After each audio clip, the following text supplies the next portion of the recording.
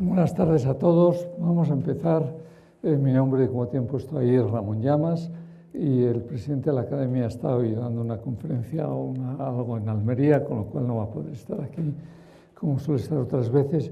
Y entonces vamos a empezar rápidamente. A mí me gustaría que esta conferencia charla sobre un tema debatido y debatible que también originase un cierto coloquio, porque algunas de las ideas que expongo pues, son discutidas, discutibles, y esto es una presentación en PowerPoint, pero estos luego se traducirán a un artículo y estoy seguro que ese artículo futuro puede quedar enriquecido con sus aportaciones.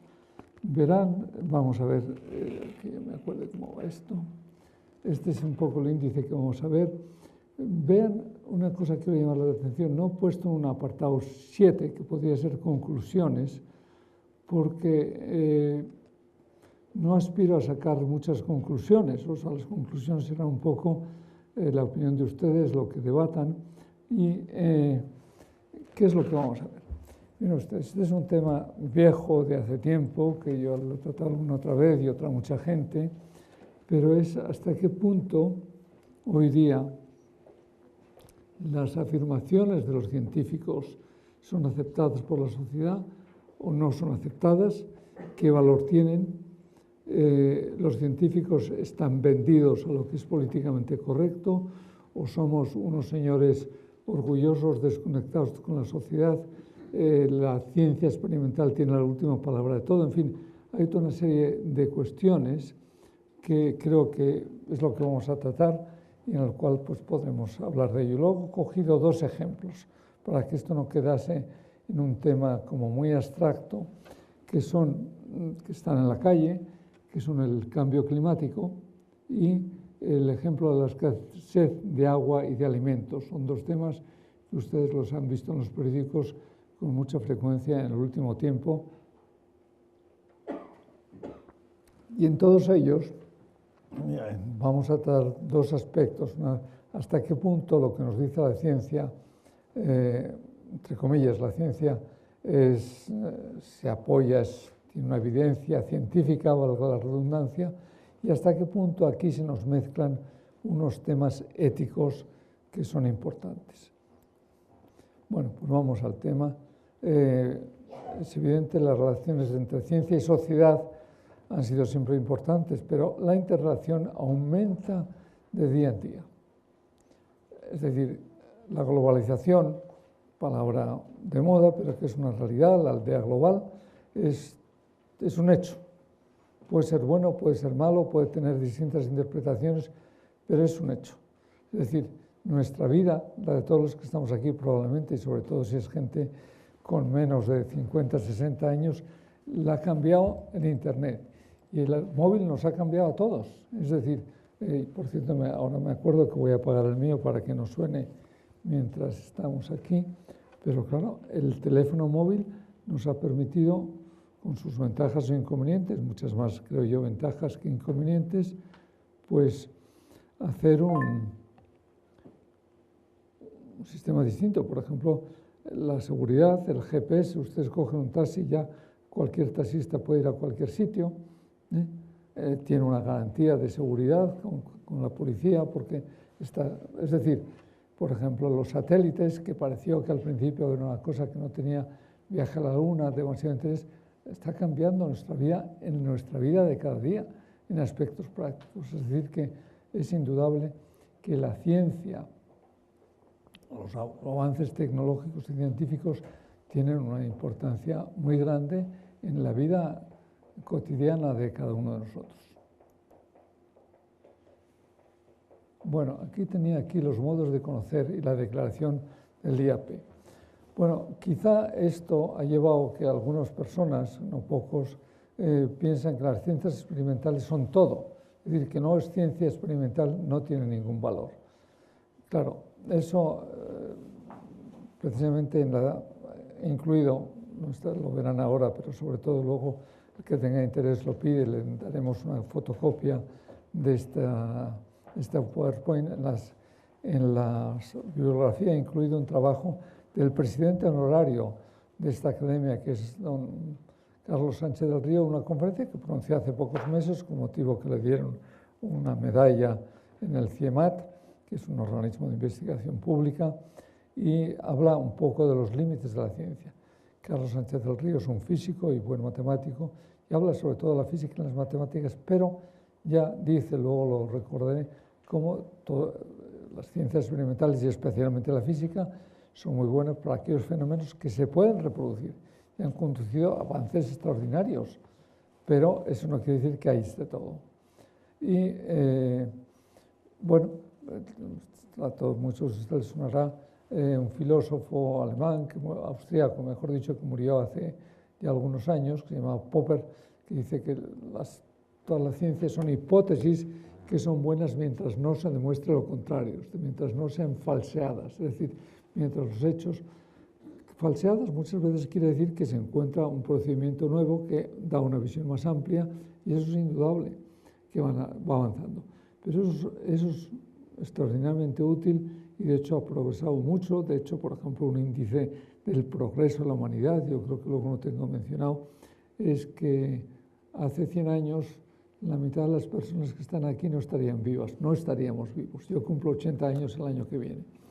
Porque se ha aumentado mucho la esperanza de vida, gracias a qué? A la medicina preventiva o a la cirugía o a todo. Bueno, pues eso, vamos, creo yo que eso es un avance positivo, a todos nos gusta vivir. Pero bueno, esos avances indudables, importantes de la ciencia, luego veremos cómo influye mucho. Yo me dedico al tema del agua, esencialmente los recursos hídricos. También ha producido un cambio en los últimos 50 años muy importante. Pero eso no es el único modo de conocer. Aquí, como han visto en el título, vamos a hablar también de aspectos éticos. Es decir, la ética tiene muy poco que ver con la física o con las matemáticas. Es decir, hay temas, es decir, lo que es bueno y lo que es malo no se determina con unas ecuaciones diferenciales. La felicidad, la justicia, la solidaridad y otros muchos conceptos que utilizamos cada día y que son frecuentes están al margen, no son incompatibles, no van en contra con lo que pudiéramos llamar la ciencia clásica, especialmente matemáticas y física. Las otras ciencias Carlos Sánchez del Río les da menos peso, es decir, a la biología, la bioquímica la deja intermedia, pero la biología, la geología, la química, pues son ciencias más experimentales, menos matemáticas, menos, podríamos decir, apodícticas. Aunque ustedes saben que incluso en matemáticas, que consideraba lo que es seguro y irrefutable hace ya casi 100 años, lo que se llama el principio o el teorema de Gödel, que dice que ni las matemáticas es una ciencia absolutamente segura, porque es una tautología, se basa en su mismo, en cosas que ella misma produce. O sea, no hay una objetividad total. Entonces, en el año 2002, yo creo que es el 2004, hay una federación de las academias de ciencias de todo el mundo que se llama el IAP, International Academic Panel for International Issues. Hizo una declaración que yo creo que es muy interesante. Eso fue motivado especialmente por algo que en aquellos años estaba muy de moda, que era el debate sobre la evolución, especialmente en los Estados Unidos, desde lo del diseño inteligente, la evolución, en fin, darwinismo ultra, darwinismo moderado.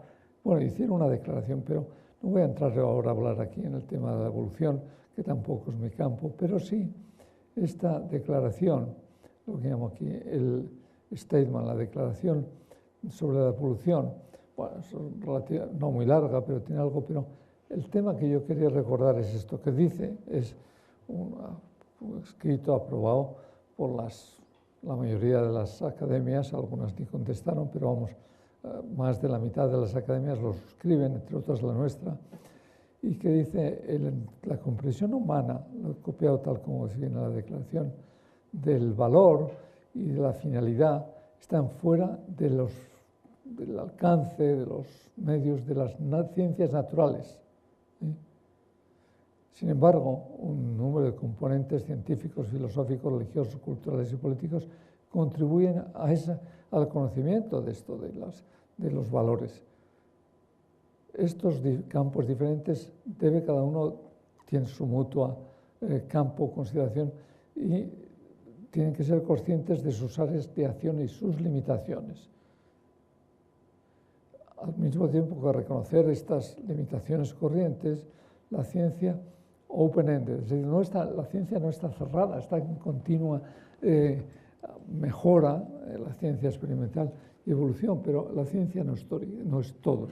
Entonces aquí lo que nos plantea, y es un tema que con el cambio global es muy importante, mucha gente se plantea, hay un sistema de valores, una ética o moral, que son palabras casi equivalentes, común a toda unidad o es específica de cada región. Es decir, nuestro sistema de valores es el mismo que el de los budistas, que el de los islámicos, que el de los aborígenes de Australia, o es distinto. Bueno, yo diría que, yo por lo menos, yo soy más bien aristotélico. En la filosofía clásica se dice que hay una moral natural, que hay una ley natural que está impresa en la naturaleza humana, diríamos está impresa en nuestros genes. Y eso porque si no es así, ahora lo veremos, el tema es complicado, pierde valor. Entonces, tengo puesto, los materialistas a ultranza no suelen admitir la existencia de una ley natural. Todo es producto de un contrato. El primero que habló de esto es un jurista alemán, Kelsen, que dice que la ley es un contrato de conveniencia entre los seres humanos.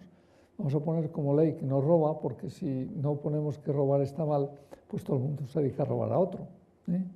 O quien dice eso dice toda una serie de cosas que no admite una ley natural, algo que está impreso en nuestros genes, sino una convivencia entre los seres humanos. ¿Cómo se consigue este contrato o conveniencia basado hoy día en lo que se busca, y eso lo ven en la calle, en la mayoría? Entonces, lo que es bueno es lo que aprueba la mayoría y lo traduce en una ley.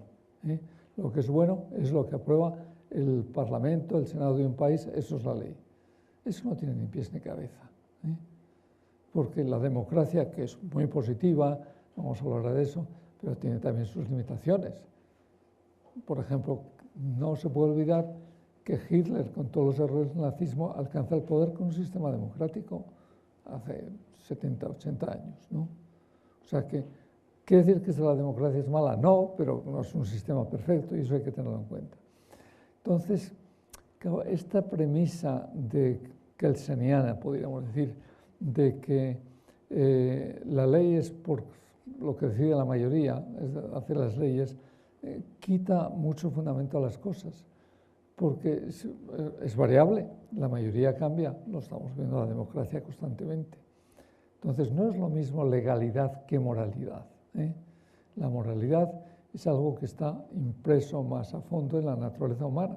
Unos les gustará esta, otros no, pero claro, legalidad no es seguir aquello que es políticamente correcto, luego vamos a ver algunos ejemplos, porque lo políticamente correcto puede ser erróneo, en ocasiones de una forma clara, porque la ley humana no puede ir contra la ley de la naturaleza física incluso. Luego veremos algún ejemplo. Es decir, que este es un tema, está en la base de todo esto que estamos hablando. Por supuesto que hay gente que puede opinar lo mismo que estoy diciendo. Es decir, mire, yo estuve hace un año, en un seminario en una universidad americana, y decía, bueno, es que si uno piensa que no hay solución de continuidad entre una bacteria y un ser humano, que todo es pura evolución mecánica, bioquímica, como quieran llamarla, entonces todo esto cae por su base. Cae por su base, entramos en el terreno de la convivencia, de lo que es políticamente correcto, y eso muchas veces no funciona. Entonces, de hecho, gran parte de la gente admite esta existencia de la ley natural. Hoy día todo el mundo habla, o se habla con frecuencia de los derechos humanos. La famosa, la Declaración de Derechos Humanos, que suele ser admitida por casi todos, hubo algunos países que no la admitieron, pero vamos, por mayoría absoluta, es la Carta de los Derechos Humanos, que luego ha habido pequeños añadidos posteriores de Naciones Unidas.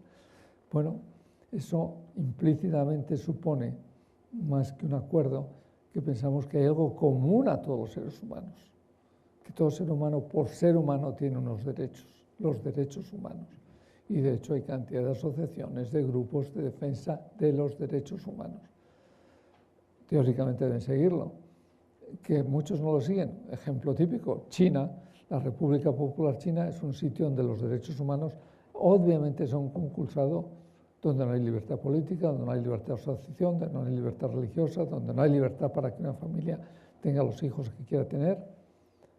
Bueno, llevan así 60 o 70 años funcionando, o sea que una cosa es la ley natural, otra cosa es la moral y otra cosa es que hay incumplimientos de la moral. Y esto es lo que vamos a ver luego en cosas mucho más a ras de tierra, mucho más concretas. Pero yo creo que la mayor parte de la gente, y además se construye, en mi opinión, de una forma intelectual más seria cuando se admite que en nuestros genes, la naturaleza humana, tenemos algo en común, que en eso está metido también pues, una serie de valores.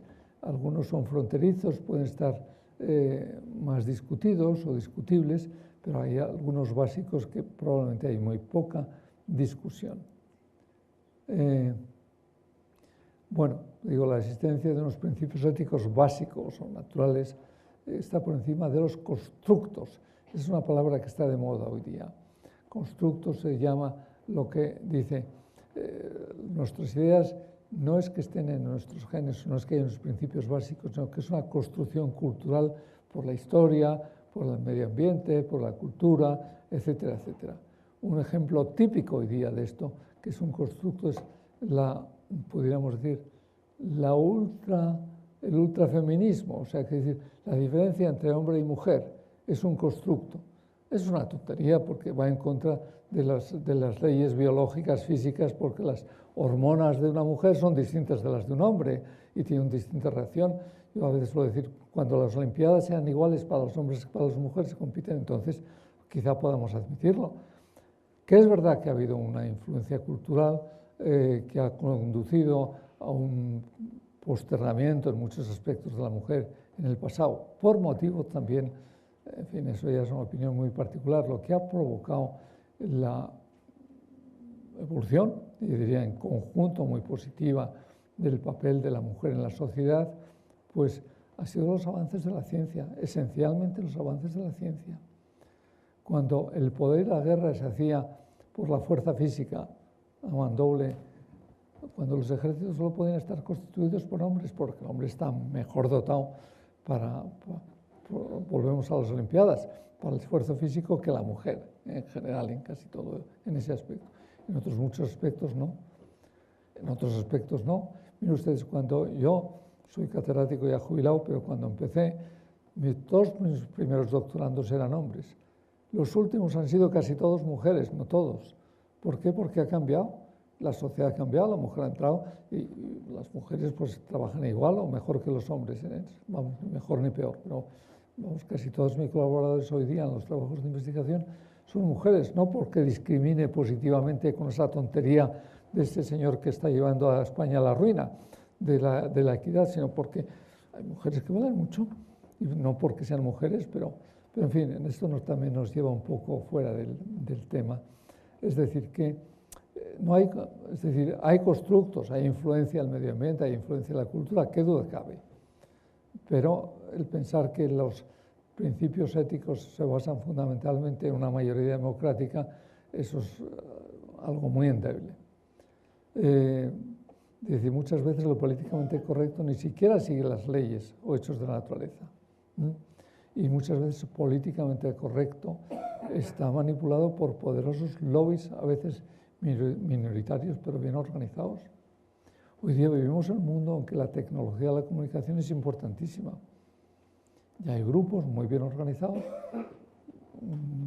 no vale la pena entrar en detalles, pero que tienen una influencia desproporcionada. Lo vemos en este país en una serie de campos que no vale la pena hablar ahora ellos, a lo que es democráticamente hablando, pero incluso, en fin, antes lo dije, la democracia, ustedes saben la clasificación que hace Aristóteles, yo he dicho antes que era aristotélica de los sistemas del gobierno. Dice, lo mejor es la monarquía, gobierno de uno, lo siguiente es la aristocracia, gobierno de varios, el tercero es la democracia, el gobierno del pueblo, Atenas era el ejemplo típico de democracia. Pero esas formas que son, en ese orden de mejor, tienen sus formas corruptas o malas. Entonces, la peor es la tiranía, que es la degeneración de la monarquía. La peor es la oligarquía, que es la degeneración de la aristocracia. Y la peor es la demagogia, que es la degeneración de la democracia. Bueno, y hay muy poca diferencia entre democracia y demagogia. En fin, esto hace 24 siglos lo dijo ya Aristóteles, de cuyas ideas en muchos aspectos estamos viviendo hoy día todavía. Bueno, aquí pongo un tema, que eso es importante y explica algunas cosas que no ahora, yo creo que vamos siempre a salirse de lo que es políticamente correcto. Es arriesgado, es peligroso y puede ser uno fácilmente declarado un enemigo del pueblo. Yo he tomado este ejemplo, no sé, no importa, levanten la mano, los que conozcan o hayan visto o hayan leído el libro de Ibsen que se llama Un enemigo del pueblo, que lo pusieron aquí en Madrid hace un par de años. 1, 2, 3, bueno, 3, no sé cuántos estamos aquí, pero es un 5%. Bueno, vale la pena recordarlo. Ibsen es como el Cervantes noruego, es el prohombre de las letras noruegas que vivió hace 100 y pocos años, 100 años más o menos. Ibsen es el primero que escribe una novela feminista, de una obra de teatro feminista, que es La casa de muñecas. Ibsen era un hombre que no del montón, o sea, que pensaba por su cuenta, que no vivía de lo políticamente correcto. Y escribe una obra, luego hablaremos de otra también, que se llama Un enemigo del pueblo, y que viene a cuento de lo que estoy hablando aquí. Un enemigo del pueblo es la historia, es una obra de teatro de un médico, de una familia, el marido es médico, en un balneario no de Noruega, sino de Dinamarca, y este médico es a finales del siglo XIX, descubre que el balneario, ese pueblo, que era la fuente principal de riqueza, el pueblo, el Espa de aquel pueblo, estaba bacteriológicamente contaminado. Este es un peligro para la salud, hay que decirlo. Bueno, y ahí se organiza el lío. ¿Por qué? Porque el pueblo vive en gran parte de ese balneario. Y por hacerlo breve, Ibsen termina diciendo, Ibsen, en la obra, este médico, cuyo nombre ahora no me acuerdo en la obra, en una sesión del ayuntamiento, termina siendo declarado por el pleno del ayuntamiento con un voto en contra nada más, o 2, no recuerdo, un enemigo del pueblo. Ese es el título de la obra. Es decir, que un señor, pero el protagonista dice, bueno, aunque voten todos en contra, si el balneario está contaminado, porque las bacterias no saben lo que ustedes votan. Bueno, pues esto es aplicable a otros muchos casos. Las cosas son como son y no como a veces quieren decir las leyes hechas a veces no con mala voluntad, pero sí que hay muchos intereses creados. El caso de Ibsen, yo creo, esa obra ha tenido bastante fama. Como digo, hace un par de años se puso otra vez en Madrid y es a ustedes quizá Ibsen les suene más porque Ibsen es autor llevada también a la ópera, de Peer Gynt, la obra Peer Gynt, que también tiene relación con esto que estoy diciendo.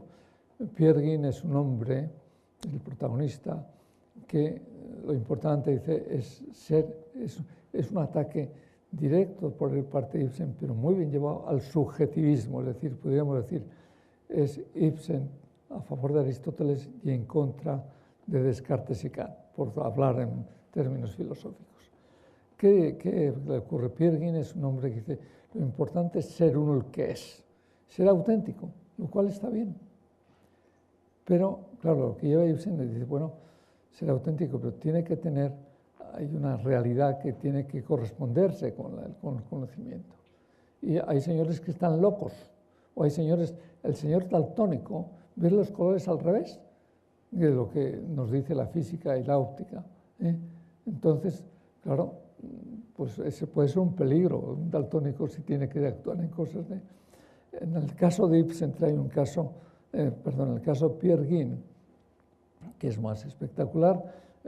Peer Gynt es un inquieto, viaja por todo el mundo, y una de esas escenas está en el Cairo, en un manicomio. Y hay un enfermo, un demente, que él piensa que él es un lápiz. y que lo que quiere es sacarse punta. Y pide, alguien dice, bueno, pues que déjalo, pide un cuchillo, se lo dan. Y en la obra, el loco se corta la yugular, ¿no? Claro, eso es un caso extremo, ustedes miran, ya es evidente. Pero claro, es un poco llevar que el subjetivismo, la introspección única, no es la última verdad, aunque es muy importante, uno tiene que actuar de acuerdo con su conciencia. Pero hay conciencias deformadas o incompletas. ¿Por qué? Pues a veces sencillamente porque su sistema neuronal no funciona como se esperaba que funcione. Bueno, entonces he puesto este ejemplo porque creo que nos sirve para lo que luego vamos a hablar, o sea que sirve hasta cierto punto, pero vamos. Entonces vamos a continuar. Bueno, cuando ustedes quieran, interrumpen, preguntan, tal. Como he dicho, a mí me gustaría coger su opinión. Entonces voy a pasar ya a dos ejemplos, a ver si así se animan a intervenir un poco más. Que todos, vamos a ver, a preguntar, cambio climático, todo el mundo ha oído hablar de él. ¿Quiénes les suena que lo que ha sido, se llamaba la reunión en Copenhague en diciembre último, se llama el COP15 de Naciones Unidas? Hay algunos, los que no les suena el tema, porque así puede ser más breve, que levanten la mano, que digan, no saben de qué va eso del cambio. Uno, Copenhague, o sea que todo el mundo lo ha visto en los periódicos. Y la pregunta mía, ¿Copenhague ha sido un éxito o un fracaso esa reunión? Fracaso.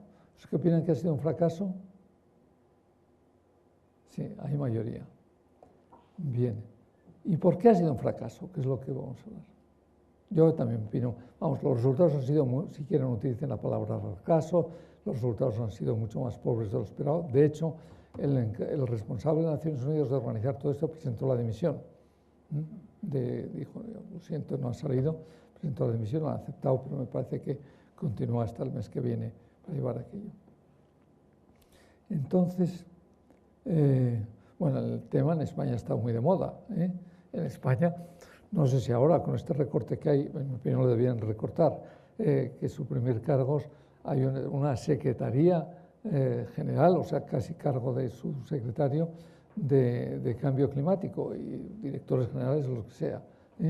Bueno, eso es una tontería, no es una tontería, es una cosa producto de los lobbies. ¿Qué es? A ver, ¿quién está a favor, quién está en contra del cambio climático? Los que están a favor, que levanten la mano. ¿Solo uno? ¿Y los que están en contra del cambio? De que hay un cambio climático producido por el hombre. Esa es ahora lo veremos. Los que están a favor de que hay un cambio climático producido por el hombre. Y los que piensan que el cambio climático es un producto de los lobbies que quieren crear una policía mundial o lo que sea. 1, 2, 3, 4, 5, 6.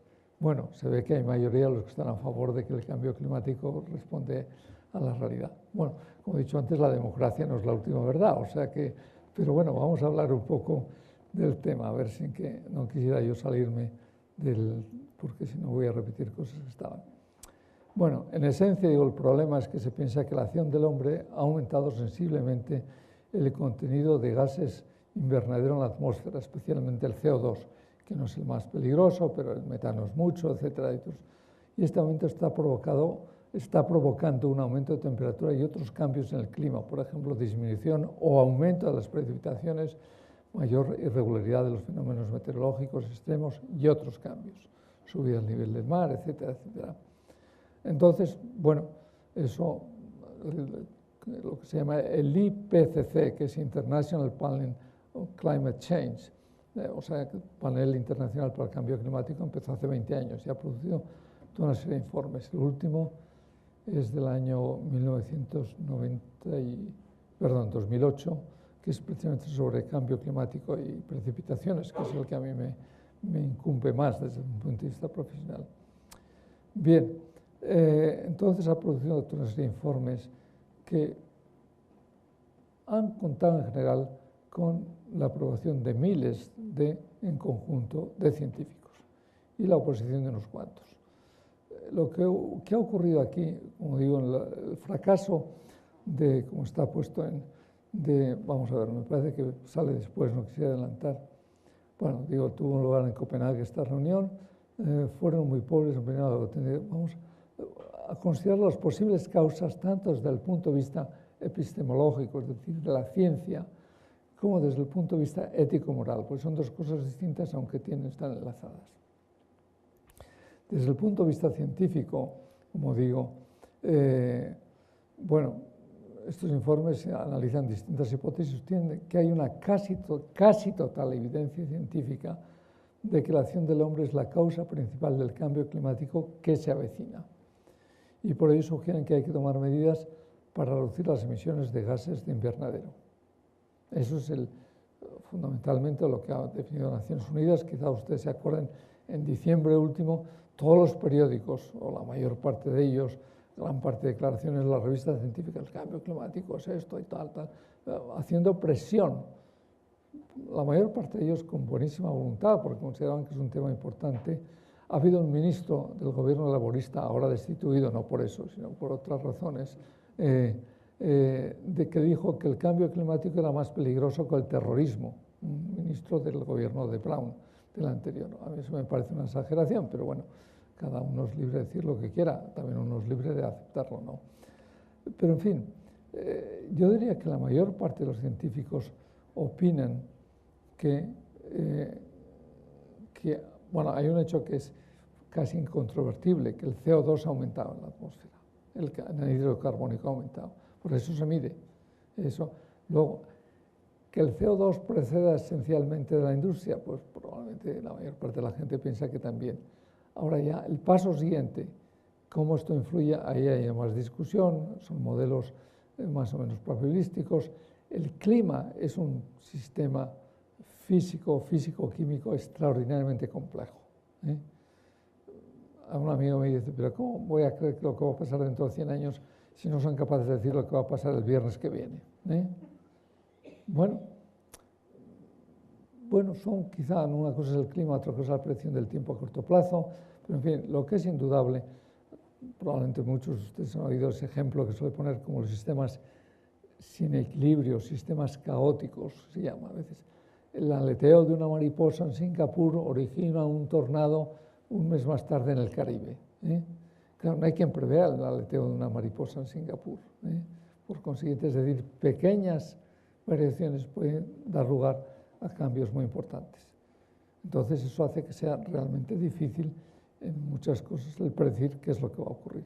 Como digo, si pudiésemos, es decir, por ejemplo, hay un centro de predicción del clima en Estados Unidos que suele decir cómo va a ser el clima en los próximos 6 meses, las probabilidades, y sobre todo en Estados Unidos esas predicciones son más fiables porque el clima en los Estados Unidos, por lo menos en la parte oeste y medio oeste, está en gran parte condicionado por el Pacífico, es decir, por el Niño y la Niña, en fin, todas esas corrientes.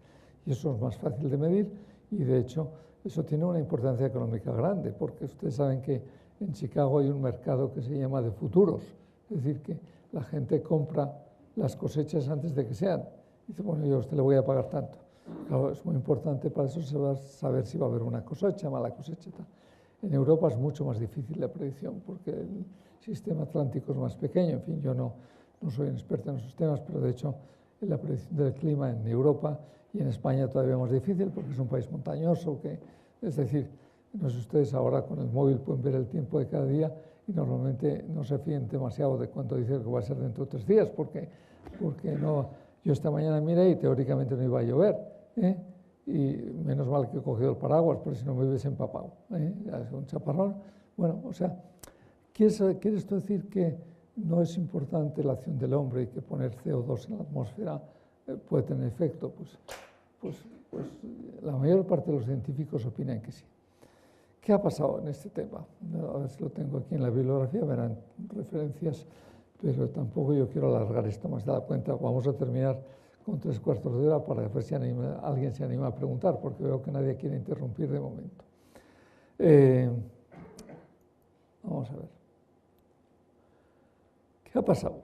Bueno, la reunión luego diremos por las razones éticas por las que, en mi opinión, fracasó en mi opinión y la otra mucha gente, Copenhague, vamos, el COP15. Bueno, en los últimos tiempos, bueno, aquello era una especie de políticamente correcto y el que se oponía lo crucificaban. Al científico que expresaba una duda, poco menos que era, decía, tú es que te opones a esto como si opusieron a Galileo o una cosa de estas sin sentido. Pero, ¿qué ha pasado?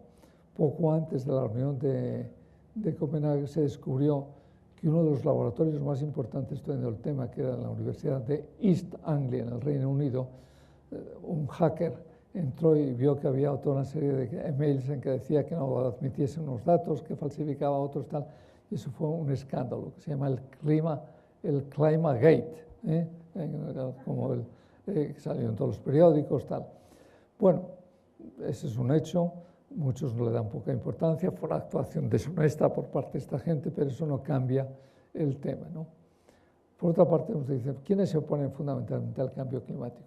Las grandes petroleras multinacionales, que son muy potentes. Entonces tienen también su lobby en contra del cambio climático, diciendo que eso es un constructo que no responde a la realidad. Bueno, ¿quién tiene la razón? Pues yo no lo sé, y habrá que esperar. Sí, a ver. Bueno, hay alguno ya que interviene. Soy profesor de la Facultad de Ciencia Física. Para mí,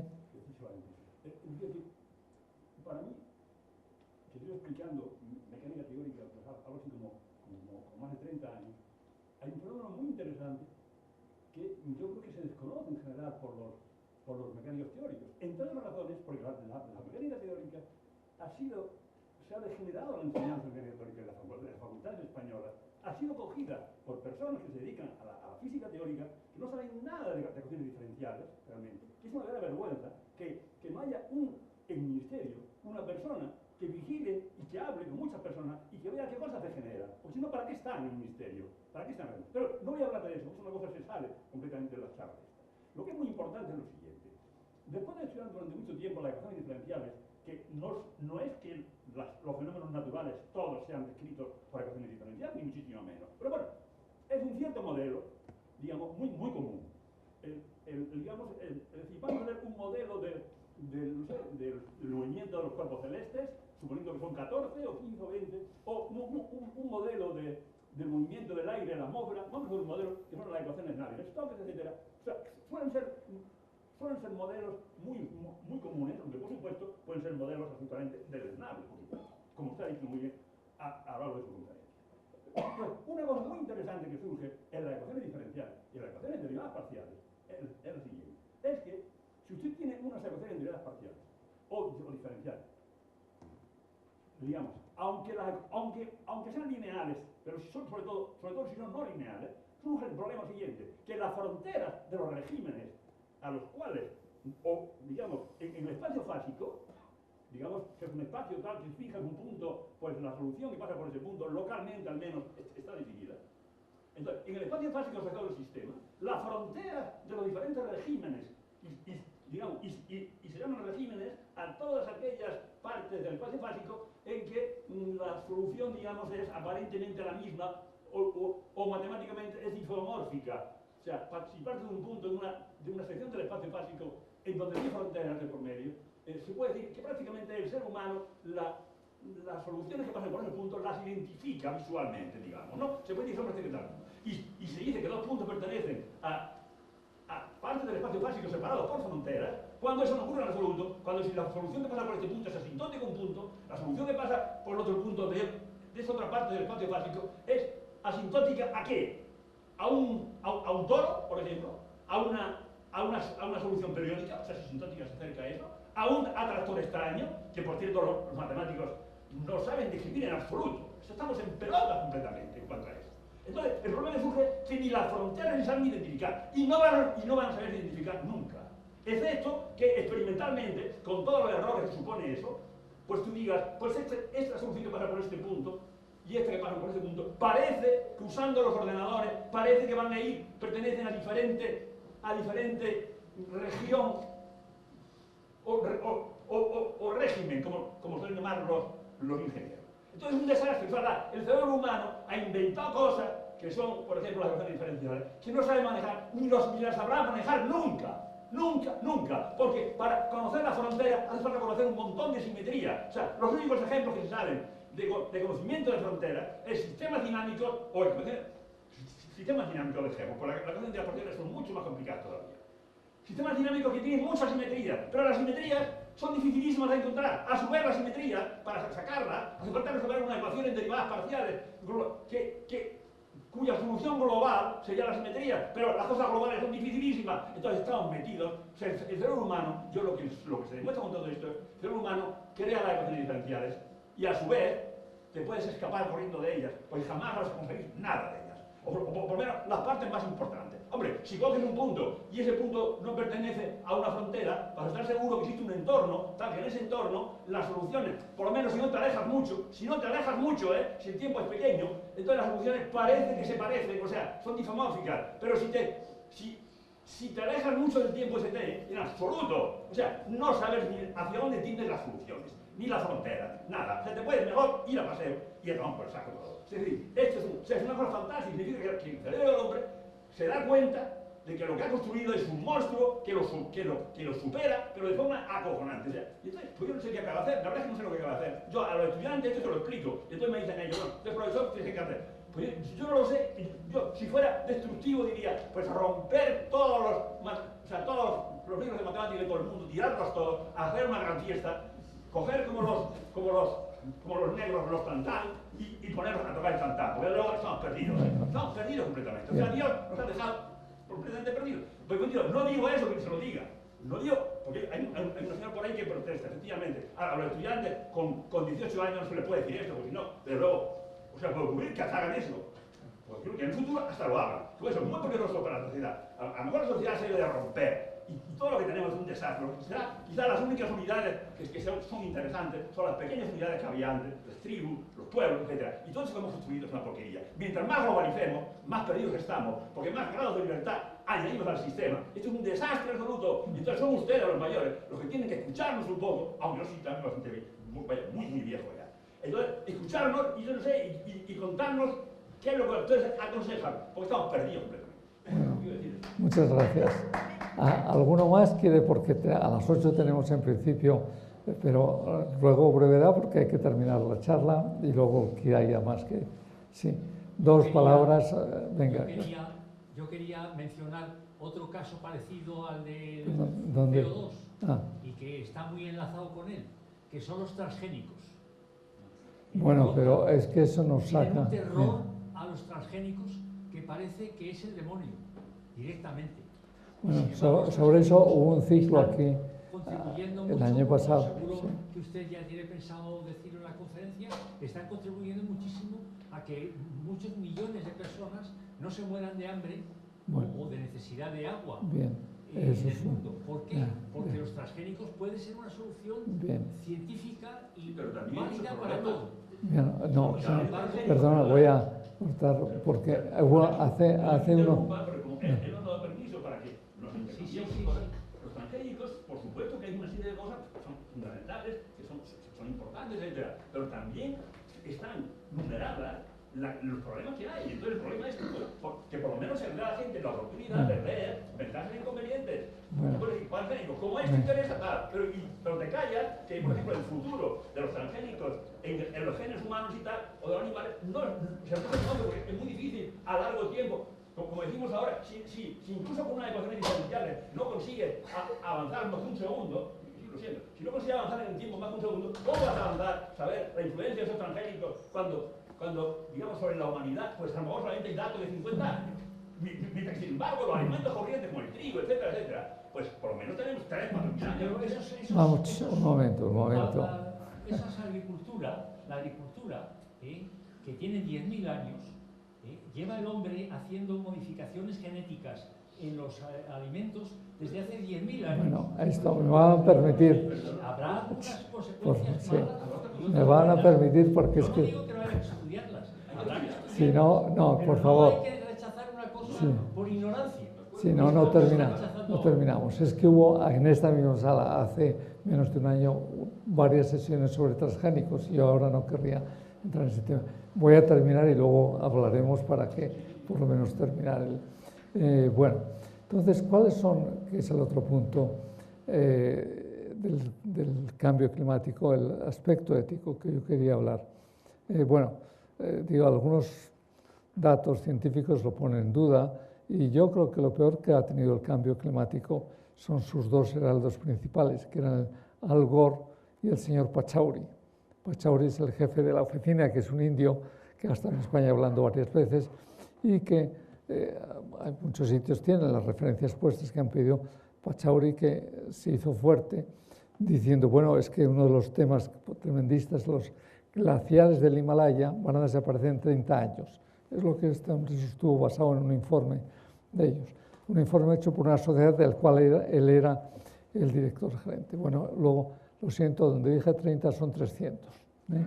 Claro, eso ha provocado una especie de escándalo que las referencias lo verán, que no vamos a entrar en ello. Pues, Al Gore lo mismo, ¿no?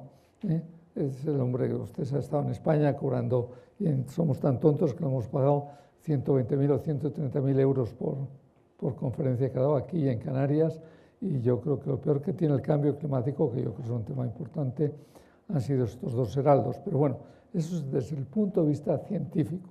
Es decir, la mayor parte de los científicos opinan que es un tema importante, que hay que estudiarlo, que estos incidentes que ha habido pues, son tristes, pero que no invalidan la totalidad del cambio. Pero quizá yo lo que quería tener aquí es hablarles de los aspectos fundamentalmente de los aspectos éticos. Es decir, hemos dicho, ¿por qué fracasó fundamentalmente, estrepitosamente, el cambio, la reunión de Copenhague? Fundamentalmente porque lo que no se puede expedir, lo hicieron fracasar los países pobres, fundamentalmente. Bueno, allí hubo dos cosas. Europa, que éramos los paladines del cambio climático que vamos a reducir, Europa fue ninguneada. El arreglo lo hicieron entre China y Estados Unidos. Y a nuestro Barroso ni siquiera lo oyeron, ni siquiera le invitaron a la reunión final. Bueno, eso no es que a mí me satisfaga, pero cría vientos y tendrás tempestades. Pero fundamentalmente los que se opusieron al cambio, a las conclusiones que querían sacar, son los países de economía emergente, es decir, India, China, etcétera, y los pobres. Porque el planteamiento es muy sencillo. Ustedes, suponiendo que sea cierto el cambio climático, que no digo que es mucho suponer, pero bueno, no es absolutamente seguro, los que han metido el CO2 en la atmósfera somos nosotros, vamos, los países ricos. ¿No pretenda usted ahora que los países pobres utilicen energías más caras para no poner CO2 en la atmósfera? Fundamentalmente el carbón, petróleo. Entonces, si usted quiere que no pongamos esto, denos dinero para tener energías más limpias. Amigo, cuando se habla del dinero se dice que se les iban a dar en 3 años 30.000 millones de euros. Eso es ridículo. Mira, yo tengo la manía de la regla de 3. 30.000 millones de euros quiere decir 30 euros por cada uno de los 1.000 millones de personas que vivimos en los países ricos. 30 euros en 3 años. Absolutamente ridículo. Eso no sirve para nada. Entonces esos señores se opusieron globalmente. Es decir, bueno, si continúa entrando CO2 en la atmósfera, no es seguro, pero que lo arreglen los que han hecho el fiasco, ¿no? Ese es el problema ético importante. Bueno, y vamos porque yo sí quiero dejar, ya veo que esto está animado, pero porque intervengan hay varias palabras especiales. Vamos a hablar un poco del tema del agua, escasez de agua y alimentos. Casi diariamente ustedes dicen, gente, hay 1.000 millones de personas que no tienen acceso al agua potable. Tienen acceso al agua porque si no, no vivirían, pero no tienen acceso al agua potable fácil.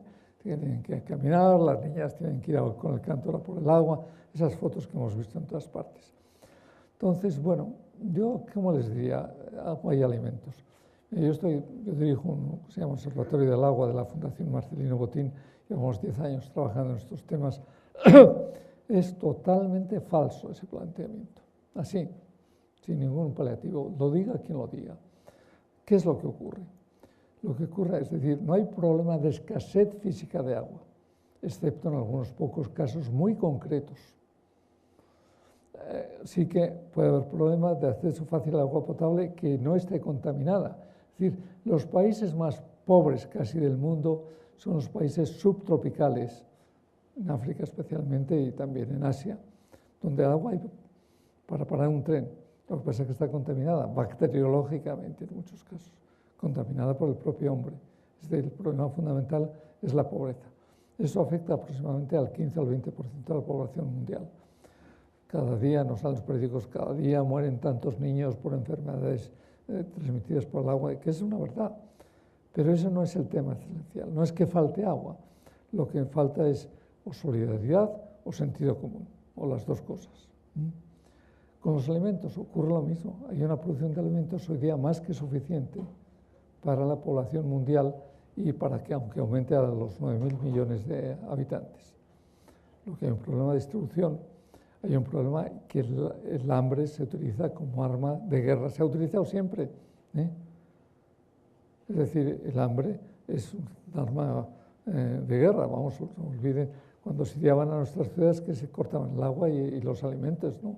Sagunto, ¿cómo se llama? La famosa Masada en Israel, Numancia, etcétera, etcétera. Es un tema típico. O sea, ¿qué es lo que tenemos?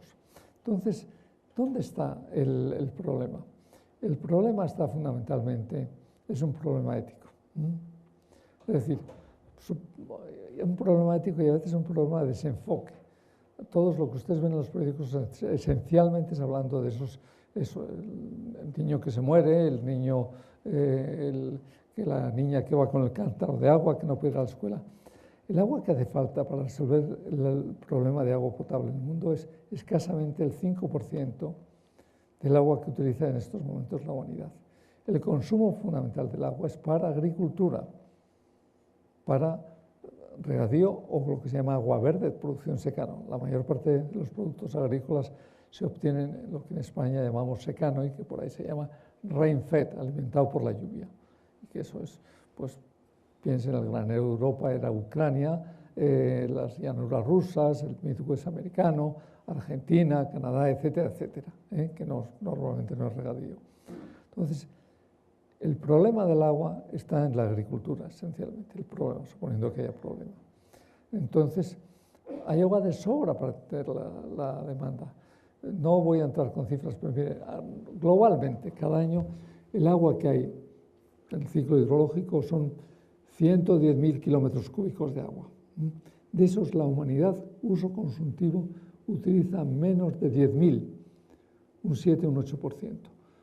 En tanto, agua verde, que es la del secano, como agua azul, que es la del regadío, menos de 10.000.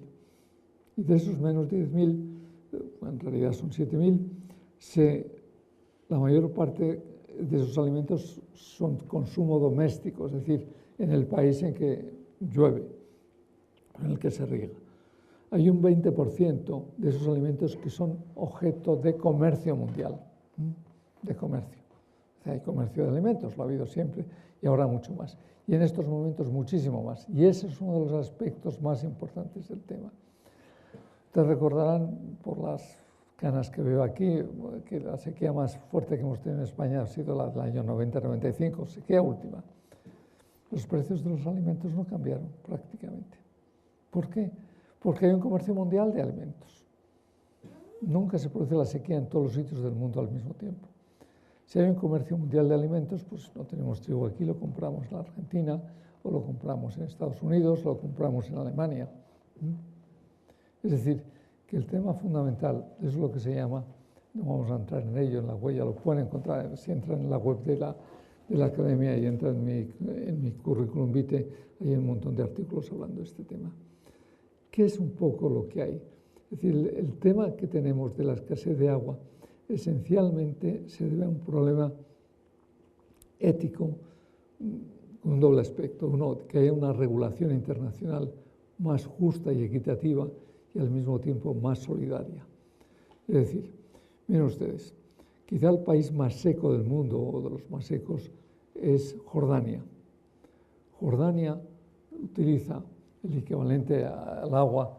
El 80% del agua que utiliza Jordania la importa no como agua, sino como alimentos que compra. Y entonces un 20% son con recursos locales del río Jordán y de la poca lluvia que tiene allí. Israel ocurre casi lo mismo. Tiene un poco más de agua propia, pero ocurre lo mismo. O sea, entonces, ¿qué ocurre? Estos países con poco agua natural, digamos, hoy día, gracias al comercio, ¿qué ha ocurrido? El transporte se ha abaratado extraordinariamente en estos últimos años, en proporción. Voy a poner un ejemplo casero que les será fácil de recordar. Si ustedes van a un supermercado, pueden encontrar kiwis, dependiendo de la época del año. El kiwi es una fruta que se produce en España, no es una fruta especialmente cara ni exótica, y algunos de esos kiwis tienen una pegatina que pone New Zealand, Nueva Zelanda. Es decir, esos frutos pequeñitos han recorrido más de 20.000 kilómetros para llegar de donde se produce en Nueva Zelanda al plato de su mesa. ¿Qué quiere decir eso? No es una fruta especialmente cara, que el transporte es muy barato. El transporte hoy día varía según los fletes, etcétera, pero viene a ser, cuesta un par de 2-3 euros por tonelada. Entonces es un precio ridículo, es decir, lo que sube el precio del kiwi es el transporte de la finca donde se produce al puerto y luego del puerto que llega aquí hasta el supermercado. Es el producto y lo que tiene que pagar el agricultor. Bueno, y quien dice los kiwis dice para otras muchas cosas. Entonces, eso es clave. ¿Qué problemas tiene esto? Tiene un problema esencialmente ético. Yo hablo de esto en bastantes sitios fuera, y claro, te dicen en los países, algunos de ellos, no podemos admitir, tenemos que ser autosuficientes, la autarquía alimentaria y de agua. Eso procede de las ideas antiguas de decir, todo país tiene que ser, y probablemente la mayor parte de los estados del mundo, estados mayores del mundo sostienen esto, todo país tiene que ser autosuficiente en los alimentos básicos, pues si no nos matan de hambre, nos cercan por hambre, como Numancia, como Sagunto, como Masada.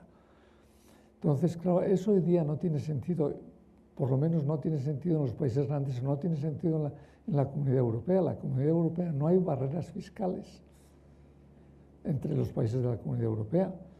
Nosotros podemos comprar el trigo en Alemania o se compra en otros muchos sitios porque es relativamente barato. Pero en muchos países, especialmente diría los países islámicos del norte de África, tienen un miedo cerval a dos cosas. Una es los oligopolios de las grandes compañías de alimentos, que van a dominar el mundo. Es verdad, hoy día el mundo, la noción de Estado está muy en entredicho porque las grandes compañías internacionales tienen presupuestos mayores que la mayor parte de los países y una fuerza muy grande. Y nos pueden tener un oligopolio.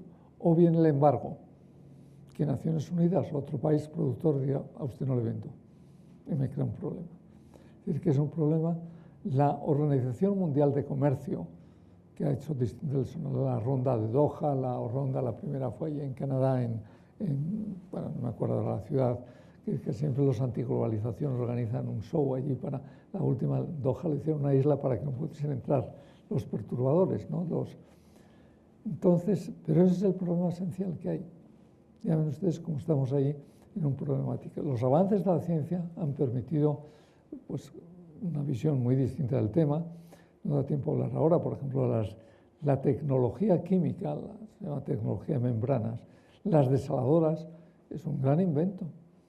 Y las desaladoras hace 20 años requerían 20 kilovatios hora para producir un metro cúbico de agua desalada. Hoy día requieren 3 o menos.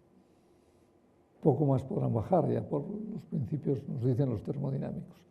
Pero, quiero decir, ha aumentado mucho. Hay soluciones. Es decir, que no hay... Miren ustedes, a todos les sonará que el conflicto entre Israel y Palestina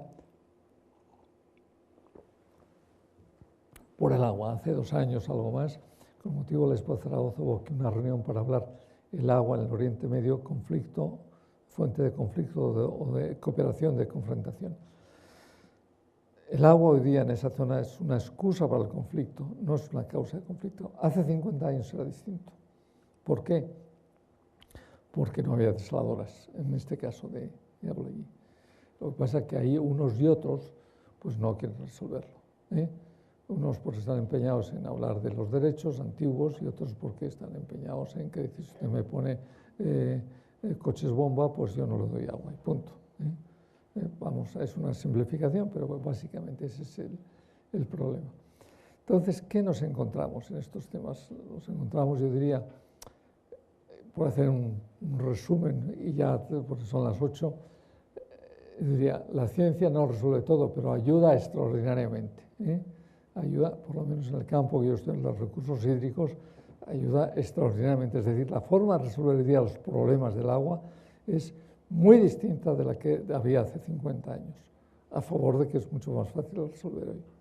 Ahora, esencialmente lo que tenemos detrás no basta solo la tecnología, no basta solo la economía. Mire, yo he sido coordinador de un grupo de la UNESCO sobre la ética de los usos del agua.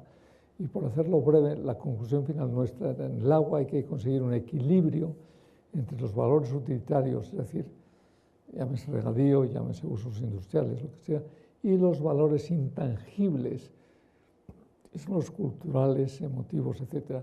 No hace falta ser muy listo para ver que eso es lo que ocurre en España. En España, por poner un caso, no hay guerras del agua, ni aquí ni en ningún sitio, pero sí hay conflictos evidentes. En España, el agua utilizada como arma política por unos y por otros ha cambiado al voto. Es decir, Alicante, Murcia, hace 20, 30 años era voto tradicionalmente de izquierdas, socialista. El Partido Socialista ha sido barrido prácticamente ahí, tienen siempre mayoría absoluta los otros. ¿Por qué? Porque han sacado este tema agua para todos, que no es agua para todos, pero en fin, no trato ahora de defender una de otra. Y al revés, si vamos a Aragón y Cataluña, allí por la oposición al trasvase, el PP ha sido prácticamente barrido como partido político, que queda muy minoritario.